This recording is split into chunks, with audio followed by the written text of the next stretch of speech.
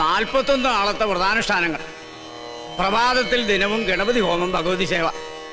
അതിനുശേഷം ദേവീദേവന്മാർ യാഗത്തിന് ഇഷ്ടഭാവത്തിൽ വരുന്നുവെന്ന് പ്രശ്നവശാൽ കണ്ടാൽ യാഗം തുടങ്ങാം. മനസ്സിലാവുണ്ടോ ഉണ്ണികൃഷ്ണൻ നമ്പൂരിക്ക്? ആ തിരുമംഗലത്ത് തിരുമേനി 21 പരികർമ്മികളോടൊപ്പം ഇങ്ങോട്ടേക്ക് പുറപ്പെട്ട് കഴിഞ്ഞു. സ്വീകരിക്കാൻ വേണ്ട ഏർപ്പാടുകൾ ഉടനെ ചെയ്യാം. ഒന്നിനും ഒരു കുറവുണ്ടാവരുത്. കോപത്തിൽ ദുർവാസാവിന് തുല്യനാ അദ്ദേഹം. പരിശോട്ടെ, ഈ തിമിംഗലം അല്ല, ഒന്ന് ചോദിച്ചോട്ടെ, ഈ തിരുമംഗലം തിരുമേനിയും എന്തെങ്കിലും തെറ്റണ്ട കോപിക്കൂ? ഇല്ല, ശപിക്കും. ആ ശാപം 7 തലമുറ നിലനിൽക്കും. മോക്ഷം കിട്ടില്ല. അതുകൊണ്ട് ഇപ്പൊ തന്നെ സ്ഥലം വിട്ടോളൂ.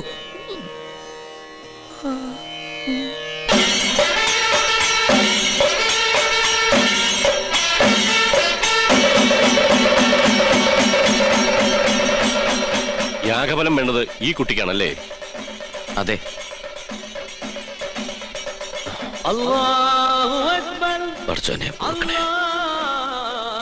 ഈശ്വരോ രക്ഷ. എഴുന്നേൽക്കുക.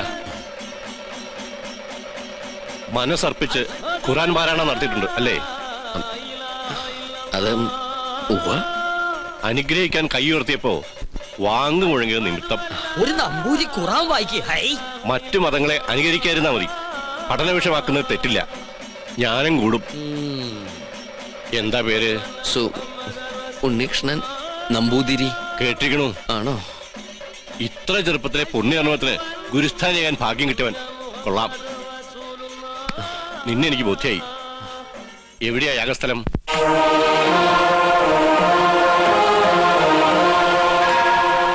അന്തരീക്ഷം തൃപ്തികരം എങ്കിൽ ഉണ്ണികൃഷ്ണൻ ഗണപതി ഹോമം തുടങ്ങട്ടെ. അറിഞ്ഞിട്ട് വേണ്ടേ ഹോമം തുടങ്ങാൻ? ഏയ്, ഗണപതി ഹോമം അറിയാൻ നമ്പൂരിമാർ ബ്രാഹ്മണ കുലത്തിൽ ഉണ്ടാവില്ല. വിട്ടി അങ്ങോട്ട് നീങ്ങിയേക്കൂ. ആ തുടങ്ങ. എനിക്കതിന് കഴിയില്ല. ഇപ്പൊ എങ്ങനെ? 101 യാഗങ്ങള് പൂർണ്ണതയിൽ അനശ്വരമാക്കിയ തിരുമംഗലത്ത് നമ്പൂതിരിയുടെ സാന്നിധ്യത്തിൽ ഒരു യാഗത്തിന് തിരികൊളുത്താൻ മാത്രം അഹങ്കാരിയല്ല ഞാൻ. ജ്യോത്സ്യ പ്രവചനത്തിന് വിഘ്നം വരുത്താതെ ഞാൻ അങ്ങയുടെ സമീപത്തിരുന്നോളാം. അങ്ങ് തന്നെ കർത്തവ്യത്തിന് തുടക്കം കുറിക്കണം. എന്നെ അനുഗ്രഹിക്കണം.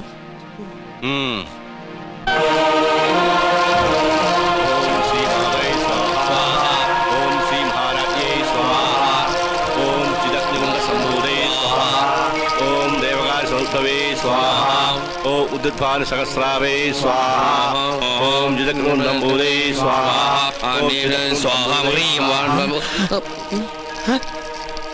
മന്ത്രം ചൊല്ലിയത് പെണ്ണു വെച്ചിരിക്കണു. അങ്ങോട്ട് മാറി നിൽക്കുക. അദ്ദേഹം പറഞ്ഞത് കേട്ടില്ലേ? എണീറ്റ് പോവാ.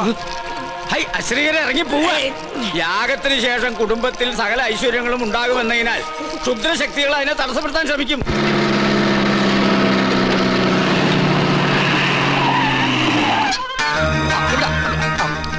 മൂസാക്കുട്ടി, ആ ചുമ്മൻ അവിടെ കൊണ്ട് നേരം വിട്. അത് നോക്ക്. ഇതെന്താ തീയും പോയും കാണുന്നുണ്ടല്ലോ? വീടിന്റെ മുമ്പിലാണ് അടുക്കള. ചിലപ്പോ ഞമ്മള് വരുന്ന അറിഞ്ഞിട്ട് ബിരിയാണി വെക്കായിരിക്കും. എന്നിട്ട് ബിരിയാണി ചെമ്പ് കാണില്ലല്ലോ. നെയ്യുടെ മണമുണ്ട്. ഓം ശ്രീ മാതൈ സ്വാഹ. ഓം ശ്രീ മഹാരാജ്ഞേ കോഴി സംഭൂതൈ സ്വാഹ. അങ്ങോട്ട് ചെല്ലാൻ. ഓം ദേവകാര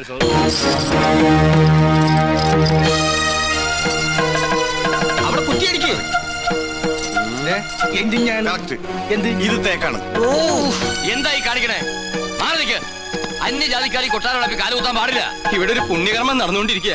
കോടതി വിധി പ്രകാരം ഞങ്ങളുടെ മാളത്താത്ത കിട്ടിയ സ്ഥലത്ത് കാലുകുത്താൻ ആരുടെ സമ്മതം ആവശ്യമില്ല. അളന്ന് തിരിക്കാനായിട്ടാണ് ഞങ്ങൾ വന്നത്. അളന്ന് മുറിക്കലും കുടിയേറലും ഒക്കെ യാഗം കഴിഞ്ഞിട്ട് മതി, അല്ലാതെ സമ്മതിക്കില്ല. കോടതി ഉത്തരവാണ്. വെറുതെ തടസ്സത്തിൽ നിന്ന് അകത്ത് പോകണ്ട. ഈ അളക്കടാ. ഇവരെ പിടിച്ച് പുറത്താക്കടാ. വേണ്ട ശ്രീകണ്ഠ, അവര് വിധി നടപ്പാക്കിക്കോട്ടെ. വരിക.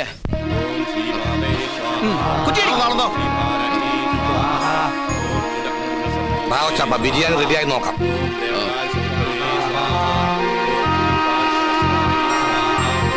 ഒന്ന് യൂറിൻ പാസ് ചെയ്തിട്ട് വരാം.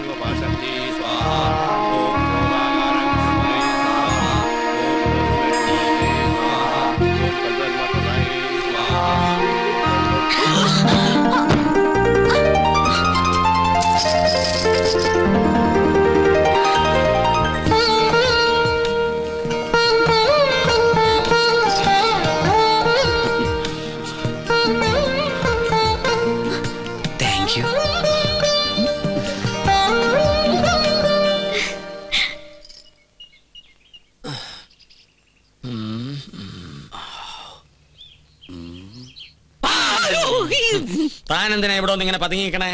ഒന്നുമില്ല. ആ കാക്കാമാരെ കണ്ടപ്പോ താനെന്തിനാ ഓടിയത്? ഓട് ഞാനോ? നോൻ കണ്ടു താനൊന്ന് ഞെട്ടിയതും പെട്ടതും മുങ്ങിയതും. എന്നാ ഞാൻ എല്ലാം തുറന്നു പറയാം. പറയ്. പക്ഷെ ആരോടും പറയരുത്. ആരോടും പറയില്ല. പരിശോട്ടും വാക്കുതാ കാണിച്ചിരട തെണ്ടി. പറയ്. ഞാൻ സംഗീത കോളേജിൽ പഠിച്ചോണ്ടിരുന്ന കാലത്ത് ഫീസ് കൊടുക്കാൻ കാശില്ലാതെ വന്നു. എന്റെ ഗതികേട് കുറച്ച് പൈസ മുസ്ലിങ്ങളുടെ കയ്യിൽ നിന്ന് ഞാൻ പലിശക്കെടുത്തു. അതും 21%. Flat rate. പരീക്ഷ പാസ്സായി. പക്ഷെ പണം തിരിച്ചു കൊടുക്കാൻ എനിക്ക് കഴിഞ്ഞില്ല. ഇപ്പൊ അവരെന്നെ നേരി കണ്ട കൊന്നുകളയും. അങ്ങനെയാണോ? ഇത് തോം ഇപ്പൊ തന്നെ അവരോട് പറഞ്ഞ് നിന്നെ ശരിയാക്കി തരാടാ തെണ്ടി. പേടിക്കണ്ട, നോമുണ്ട് കൂടെ. എനിക്ക് തൃപ്തിയായി. കരയാണ്ടിരിക്കുക.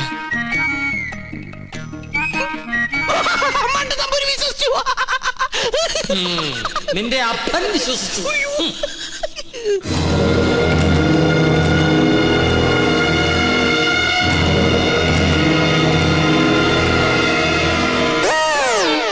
സ്വാമി, ആ പരച്ച നമ്പൂരി എവിടെയുണ്ട്? അവിടെ എവിടെയെങ്കിലും കാണും. നീ എങ്ങനെ ഇവിടെ വന്നു? മതിലിയാടി. അല്ല, തഞ്ചാവൂര് പാടാൻ പോയാ നീ എങ്ങനെ ഇവിടെ വന്ന്?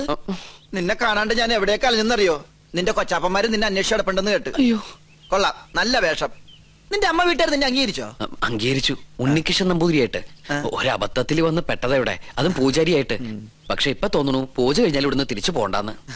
എന്നാലും നിനക്ക് വിവരത്തിന് ഒരു കമ്പി അടിക്കായിരുന്നു. വിവരമില്ലാത്ത തന്നെ കമ്പി കടിച്ചിട്ട് എന്ത് കാര്യം? പോട്ടെ, മറുപടി ആയിട്ട് ഒരു മണിയോട്ടെങ്കിലും അയക്കായിരുന്നില്ല നിനക്ക്? എന്തിന്? ഇങ്ങോട്ട് വരാനുള്ള വണ്ടിക്കാശായിട്ടെങ്കിലും ഉപയോഗിക്കായിരുന്നില്ലേ? കോളേജ് അടച്ചു, കാന്റീനും പൂട്ടി. ഞാനും എന്താ ചെയ്യണ്ടത്? നീ എന്തെങ്കിലും ചെയ്യേ. എന്നാ ഇവിടെ തന്നെ കൂടാല്ലേ? എനിക്കൊരു സഹായാവല്ലോ നീ. അതൊന്നും ശരിയാവൂല. ഞാൻ തന്നെ ഇവിടെ മുള്ളേലാ നിക്കണത്. ആ മുള്ളെടുത്ത് കളയാനെങ്കിലും ഒരാള് വേണ്ടേ? നീ പോയി നിർത്ത്. എന്താ? അല്ല, നീ എന്തിനാ പരശു നമ്പൂരി അന്വേഷിച്ച് ഇവിടെ വന്ന്? കൊട്ടാരത്തിലെ കിരീടവും ചെങ്കുലും തരാന്ന് പറഞ്ഞ എന്റെ കാശ് വാങ്ങിച്ചു. പരശു നമ്പൂതിരി നിന്റെ കയ്യിൽ നിന്ന് കാശ് വാങ്ങിച്ചോ? ഇപ്പൊ പരശുനമ്പൂരി കാണണല്ലേ? അതെ. ഞാൻ പോയി വിളിച്ചോണ്ടിരാം. നീ ഇവിടെ തന്നെ നിക്കണേ. അത് തന്നെ എന്റെ ഉദ്ദേശം. നിങ്ങളുടെ അതിർത്തി ഇവിടെ വരെ വരും. ശത്രുക്കളോടുള്ള സമീപനം എങ്ങനെയാവണം? ക്ഷമ, സമാധാനം. പക്ഷെ അത് അവരെ എങ്ങനെ അറിയിക്കും? സമാധാനത്തിന്റെ വെള്ളക്കുടി കാണിക്കാം. അവിടെ ഒരു പൂണൂലിട്ട വന്ന് ചുറ്റിത്തിരുന്നല്ലോ. കൊച്ചാപ്പ, അയാൾ എന്താണ് കാണിക്കണത്? ഇവിടെ നമ്പൂതിരിമാരല്ലേ, കോണാൻ ഉടക്കണായിരിക്കും. അയാള് പിന്നെയും കാണിക്കണ ഏതാണ്ട് കളിയാക്കിയാണ്. എന്നാ പിന്നെ ചോദിച്ചിട്ടുള്ള കാര്യം പറ. എന്താണ്ടാക്കി മാറാൻ അനക്കെ നമ്മളെ പിടിച്ചില്ലേ? അവിടെ നിക്ക. നോ ഉപദ്രവകാരിയല്ല. ഒരു കാര്യം പറയാനുണ്ടായിരുന്നു. മൊല്ലാക്ക നിന്റെ പാപ്പ. മുല്ലാക്കല്ല, ഇത് നമ്മുടെ കൊച്ചാപ്പ. കൊച്ചാപ്പയ്ക്ക് ആരെങ്കിലും കുറച്ച് കാശ് തരാനുണ്ടായിരുന്നോ? വാഴക്കായല്ല, പണം. ഉറുപ്പിയേ? അതെ, ഒരു ഹംക്കുണ്ട്. എന്നാൽ ആ മുട്ട് നിങ്ങളെ കാണാണ്ട് അവിടെ പതുങ്ങി നിൽക്കണു. നോം കാണിച്ചുതരാൻ വരിക. എന്താണ്ടാ ഇവൻ കോണാൻ തലയിലെ കെട്ട? ഇവിടെ നിന്നോളൂ, നോം വിളിച്ചോടരാ.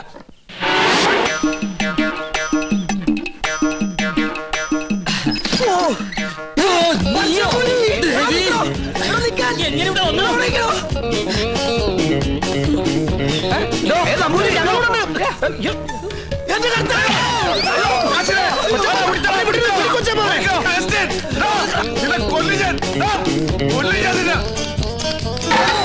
ഒടുക്കത്തെ വാതിൽ അകത്തേക്ക് കയറാനും പറ്റില്ല. സെലീമേ, ഈ അർക്കവാടത്തിന് ഉളിച്ചകത്ത് ഞാൻ ചരിഞ്ഞ് കയറ്. കേറാൻ പറ്റില്ല. പോയി മോനെ അവസ്ഥ മോനെ കാശ് വേണ്ടടാ. വാ, ഈ അറാമ്പറത്തിനോടെ പോയി.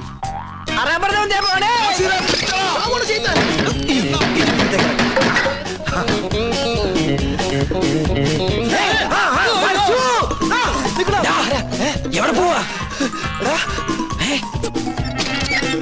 പിന്നെ നിൽക്കണ റാമ്പറ നമ്മളെ വട്ടം. ഇനിയിപ്പോ എങ്ങനെ പുറത്തേക്ക് ഇറങ്ങാം? ഒരു മിനിറ്റ്, ഞാനൊരു ബുദ്ധി കാണിച്ചു തരാം. ഞാന് അയ്യോ കൊച്ചപ്പ, ആരാണ്?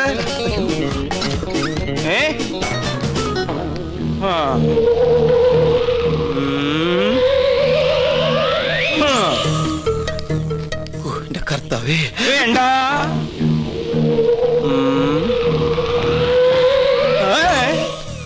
തോന്നി ഇതാവും